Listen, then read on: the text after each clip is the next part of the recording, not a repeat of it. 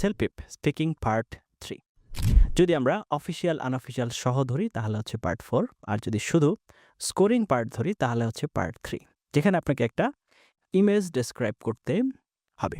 তার মানে আপনাকে একটা ডেইলি সিনারিও দেওয়া হবে। সাপোজ আপনি পার্কে বসে আছেন, অথবা হচ্ছে পার্কে কিছু মানুষজন হাঁটাচলা করছে, গল্প করছে, এই ধরনের একটা ক্লাসে বসে আছেন, এই টাইপের মানে রেগুলার লাইফ রিলেটেড একটা ছবি আপনাকে দেওয়া হবে।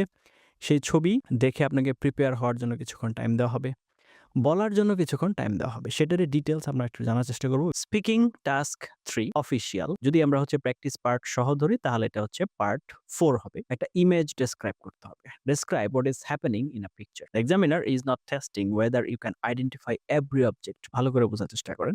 আপনি যে সব অবজেক্ট বুঝতে পারছেন কিনা সেটা কিন্তু দেখবেন না। They are evaluating your ability to organise information. আপনি যে তথ্যগুলো আছে সেগুলোকে ঠিকঠাক মতো সাজাতে পারছেন কিনা। Use accurate grammar, demonstrate a range of vocabulary and speak fluently for the full 60 seconds। তার মানে আপনি 60 সেকেন্ডস এর মধ্যে যতক্ষণ কথা বলবেন, সেটা 45 সেকেন্ডস হতে পারে, 50 সেকেন্ডস হতে পারে, যতক্ষণই হোক ওইটা যেন ঠিকঠাক মতো বলতে পারেন। আপনি যদি 10 to 12 টার্গেট করেন তাহলে আপনার ন্যাচারাল ডেসক্রিপশন দিতে হবে। ওকে, শুধু নামগুলো না বলার চাইতে সরাসরি দেওয়ার চেষ্টা করতে হবে।